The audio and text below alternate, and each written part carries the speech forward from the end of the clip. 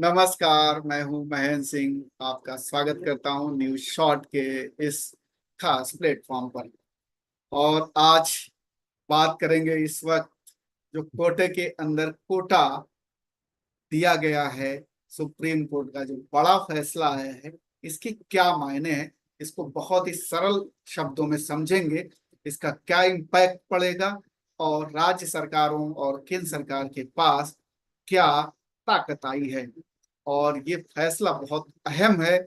इस पर असल में जो जजेस थे, वैसे तो 7 जजेस की बेंच थी ये, लेकिन एक जज जस्टिस बेला त्रिवेदी ने इसको नहीं इंडोर्स किया। उन्होंने अलग अपना तर्क रखा, लेकिन 6 जजेस ने ये फैसला सुनाया।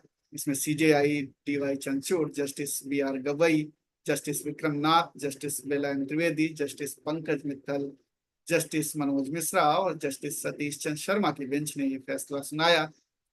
आपने भी सुना होगा, लेकिन इस फैसले का असल में मायने क्या है, इससे फर्क क्या पड़ेगा, क्या बदलेगा, वो हम सरल शब्दों में समझेंगे। फैसला इतना ही है कि SC ST को जो रिजर्वेशन मिलता है, उसके अंदर भी अब सब कैटेगरी बना करके रिजर्वेशन दिया जा सकता है। सब कैटेगरी क्या होती, यानी कि वो जैसे दलित है, महादलित, जैसे OBC में पिछड़ा वर्ग, अति पिछड़ा वर्ग, अत्यंत पिछड़ा वर्ग, इसी तरीके से अब SC ST में भी ये कैटेगरी बनाई जा सकती है।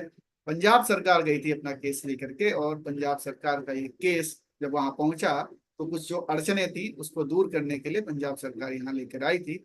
और इसी में सुप्रीम कोर्ट ने अपने पुराने फैसलों को पलट दिया 2004 के। और अब ये नया फैसला आया है।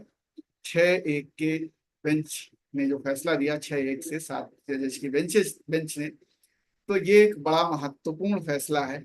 अब इसको 2004 में जो फैसला दिया था, वो फैसला बड़ा चर्चित फैसला था।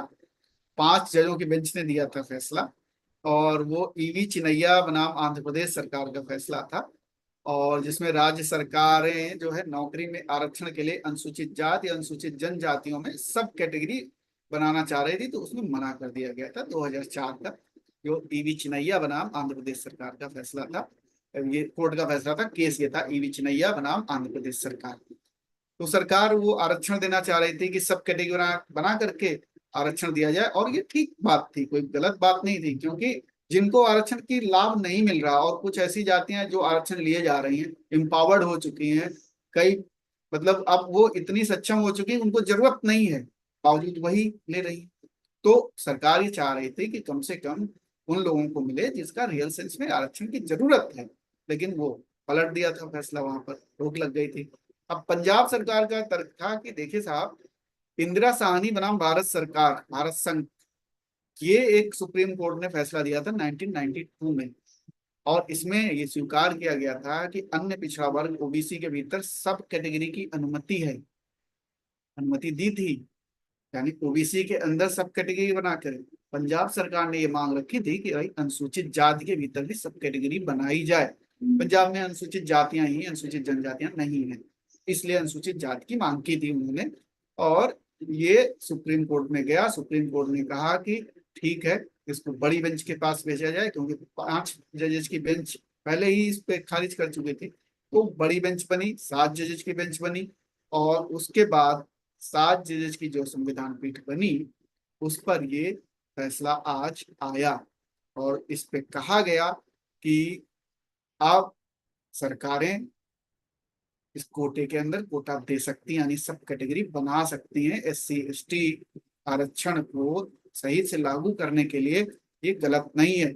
मुख्य न्यायाधीश CJI DY चंद्रचूड़ ने कहा कि इससे गुणवत्ता पर कोई फर्क नहीं पड़ेगा। अनुसूचित जाति, अनुसूचित जनजाति के वर्ग में आने वाले लोग अक्सर सिस्टम में जो भेदभाव है उसके कारण प्रगति की जो सीढ़ी है, आगे नहीं बढ़ पाते हैं। मतलब जितनी तेजी से बढ़ना चाहिए, उनको रुकावटें बहुत हैं, ये प्रैक्टिकल बात है। बहुत भेदभाव का सामना करना पड़ता है, उनके ऊपर बहुत टॉन्ट मारे जाते हैं, कमेंट किए जाते हैं, उनके रोक दिया जाता है उनको आगे बढ़ने से। तो इसलिए उन्होंने कहा, और कहा कि जो सब कैटेगरी है, संविधान के अनुच्छेद 14 के तहत जो समानता, इक्वलिटी का सिद्धांत है, उसका भी उल्लंघन नहीं करती है। सब कैटेगरी बनाने से कोई संविधान के अनुच्छेद 14 का उल्लंघन नहीं होगा। और इसलिए हालांकि ये है कि सरकारें मनमाने तरीके से नहीं बना सकती। उन्होंने कहा कि ये न्यायिक समीक्षा के अधीन रहेंगे। ऐसा नहीं है कि आप कुछ भी बना दीजिए, आज मन किया तो इस जाति को आरक्षण, इसमें कोटा दे दिया, इसको इतना कोटा दे दिया, ऐसा नहीं है। इसके लिए बाकायदे आपके पास डेटा होना चाहिए, न्यायिक समीक्षा की जा सकेगी, इसकी कोर्ट में कोई भी आ सकता है। तो ये चीज है। ऐसे ही जस्टिस बी आर गवई ने कहा, बड़ा इंपॉर्टेंट उनका नोट था, उन्होंने कहा कि पिछड़े समुदायों को प्राथमिकता देना ही चाहिए, राज्य का ये कर्तव्य है। उन्होंने कहा जो पिछड़ गए हैं उनको क्यों नहीं देंगे आप प्राथमिकता। उन्होंने कहा SC ST वर्ग में सिर्फ कुछ ही लोग आरक्षण का लाभ उठा रहे हैं। जमीनी हकीकत से ये सच्चाई है, इससे इनकार नहीं किया जा सकता। उन्होंने कहा कि SC ST में ऐसी श्रेणियां हैं जिन्हें सदियों से ज्यादा उत्पीड़न का सामना करना पड़ा। उन्होंने कहा कि बहुत सारे ऐसी श्रेणियां हैं जहां सैकड़ों हजारों साल से उनका शोषण हो रहा, उत्पीड़न हो रहा, उनको क्यों प्राथमिकता ना दी जाए। उन्होंने कहा है कि सब कैटेगरी बनाने से SC ST के बीच में एक अच्छा, जिनको हमें देना चाहिए वो देंगे। और उन्होंने कहा कि क्रीमी लेयर की पहचान बहुत जरूरी है। उन्होंने कहा क्रीमी लेयर की पहचान होनी चाहिए, पॉलिसी लानी चाहिए, इसी से समानता आएगी। ये बड़ी बात हो गई। देखिए क्रीमी लेयर के बाद जस्टिस विक्रमनाथ ने भी कहा कि क्रीमी लेयर का सिद्धांत जो है ये SC ST जातियों पर भी लागू होगा। इस पर जो है दलित वर्गों के आरक्षण का जो सुनवाई है, इसमें ये बात बड़ी निकल के आई कि ये उसी तरीके से लागू होगा क्रीमी लेयर का जो OBC में लागू होता है। तो ये एक बड़ा लैंडमार्क डिसीजन है, इसीलिए इसलिए कि सब कैटेगरी जो है बनाना, इसके दूरगामी परिणाम होंगे। इसके अंदर आप देखिए कि बहुत सारी ऐसी जातियां हैं, कोटे, जिनको जिनको जिनको रिजर्वेशन है, चाहे वो OBC जातियां हों चाहे SC ST जातियां हों। एक खास जातियां, कुछ खास चुनिंदा जातियां लगातार रिजर्वेशन का लाभ लेती हैं, वो इम्पावर हो गई हैं। बहुत सारे लोग बन गए, ब्यूरोक्रेट बन गए, तमाम और बन गए, लेकिन उनके यहाँ इम्पावरमेंट के बावजूद भी वही लोग लाभ ले रहे हैं। अब इससे क्या होगा, इससे आइडेंटिफाई किया जाएगा कि वो वर्ग जो अभी तक लाभ नहीं मिला है, अभी भी वो पिछड़े हैं, अभी भी वो गरीब हैं, अभी भी वो इम्पावरमेंट में नहीं आ पाए, उनको लाभ नहीं मिला, उनको लाभ मिलेगा। उन जातियों को उस कैटेगरी में डाला जाएगा और उससे उनको लाभ मिलेगा, आरक्षण का लाभ मिलेगा। तो ये एक सामाजिक तौर पर बड़ा परिवर्तन आएगा और दूरगामी इसके रिजल्ट आएंगे। अब आप सोचिए कि अलग अलग जब जातियां आइडेंटिफाई हो जाएंगी, सामाजिक तौर पर, आर्थिक तौर पर, शैक्षणिक तौर पर जो पिछड़ापन है वो जब आएगा और उनको स्पेशल कोटे में दे दिया जाएगा कि 2%, 5%, 10% ये इन जातियों को मिलेगा विद इन कोटा। तो इसका फर्क ये होगा कि वो जो जातियां कोटे के अंदर जिनको रिजर्वेशन मिल रहा था, वो जो पिछड़ गई थी, वो आगे आएंगी।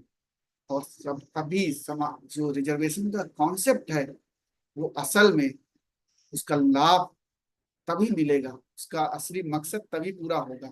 सुप्रीम कोर्ट ने इस चीज को महसूस किया और आज जो फैसला दिया वो इसी पैमाने को रखते हुए दिया कि उन जातियों को जिनको अभी तक नहीं मिला है, जो जरूरतमंद हैं, जिनको मिलना चाहिए था फायदा, वो नहीं मिला, इसलिए उनको फायदा मिले। इसलिए ये आरक्षण के अंदर आरक्षण की व्यवस्था की गई है। सब कैटेगरी बना के आप उनको आरक्षण का लाभ जितनी जरूरत है उसके हिसाब से दे सकते हैं।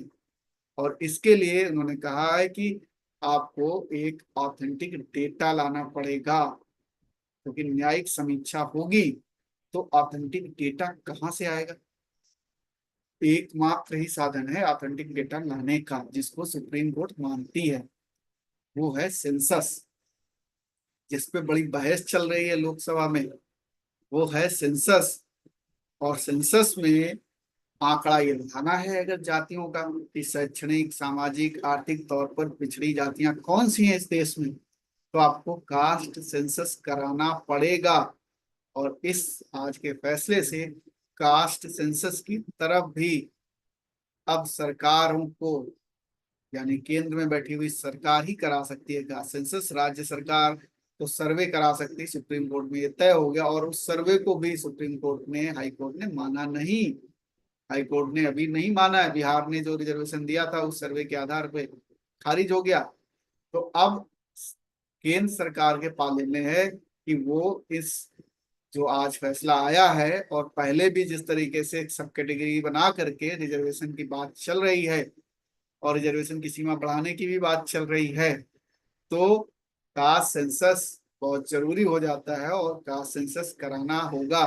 तभी जाके आप सब कैटेगरी भी बना पाएंगे और जिसकी जितनी संख्या है उसके आधार पर आप रिजर्वेशन भी दे पाएंगे, क्योंकि बहुत बड़ी तादाद में ओबीसी जातियां हैं जिनको रिजर्वेशन नहीं मिल रहा है। अगर आप उनको 27% में ही समेट देंगे तो रिजर्वेशन का कोई मायने नहीं रह जाएगा। इसी तरीके से एससी एसटी कैटेगरी में अगर उनकी संख्या बढ़ी होगी तो उनको भी रिजर्वेशन का बढ़ाना पड़ेगा, उनको कोटा और बढ़ाना पड़ेगा, और साथ में कोटे के अंदर कोटा भी देना पड़ेगा।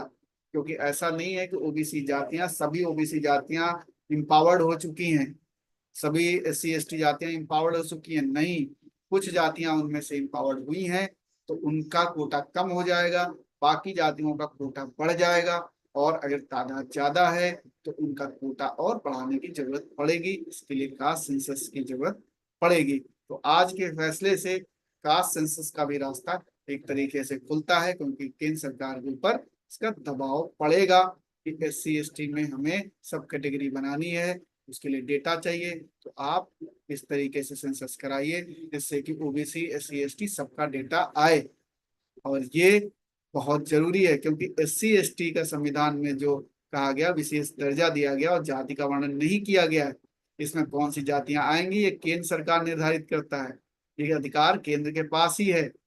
और आर्टिकल 341 में कहा गया है राष्ट्रपति द्वारा जो अनुसूचित जातियां हैं एससी एसटी, उनको कहा जाएगा, जो राष्ट्रपति जिनको अधिसूचित करेगी, शेड्यूल करेगी, इसलिए कहा जाता है शेड्यूल कास्ट, शेड्यूल ट्राइब।